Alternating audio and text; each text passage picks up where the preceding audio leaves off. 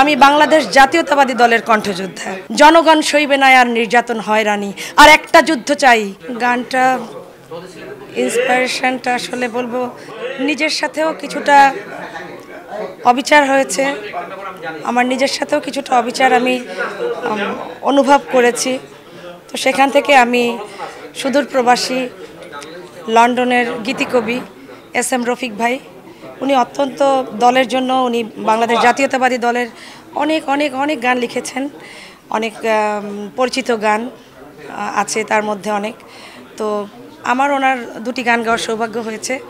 তো ওনাকে বলেছিলাম যে আসলে এরকম একটা গান লিখলে কেমন হয়, যে নির্যাতিত তৃণমূলের নেতাকর্মীরা যারা এই সময় এসে কিছুটা সুবিধা বঞ্চিত হচ্ছে, বা যারা মানে তাদের সামনের সারিতে থাকার কথা কিন্তু তাদেরকে পেছনের সারিতে ফেলে দেওয়ার জন্য যারা অনুপ্রবেশকারীরা যারা সুযোগ করে দিচ্ছে দালাল চাটুকারদের, তো আমি তাদেরকে জাস্ট এটা কি বলবো, এটা একটা মেসেজ দেওয়ার মতোই গানটা করা, তাদেরকে একটা মেসেজ দেওয়ার কিছুই না, যে এভাবে চলতে থাকলে আসলে আমরা আমাদের নির্দিষ্ট লক্ষ্যে পৌঁছানো আমাদের জন্য অনেক কঠিন হবে। আসলে কণ্ঠযোদ্ধা কোনো শিল্পী আমি জানি না সে নিজ থেকে কখনো বলেছে কিনা কণ্ঠযোদ্ধা।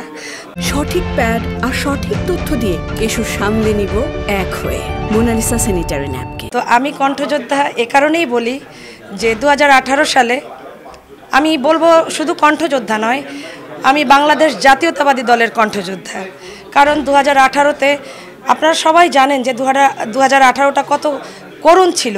সেই সময় যখন আমাদের গণতন্ত্রের মা, তিনবারের প্রধানমন্ত্রী আমাদের ম্যাডাম বেগম খালেদা জিয়া কারাবন্দী ছিলেন, তো সেই সময়ে অনেক নেতাকর্মী বলেন আর শিল্পী বলেন, বুদ্ধিজীবী বলেন, সবাইকে আসলে কণ্ঠরুদ্ধ করে রাখা হয়েছিল। তো তখন আমি চেষ্টা করেছিলাম ইথুনবাবুর কথায় গাইতে। তো তখন আমি তার কথাই, এই গানটির কথা ছিল এরকম যে গণতন্ত্রের জননী মুছে ফেলো চোখের পানি, জনগণ সইবে না আর নির্যাতন হয়রানি, আর একটা যুদ্ধ চাই, ঘরে বসে থাকবো না, জেলের ভেতর মাকে আর থাকতে দিব না।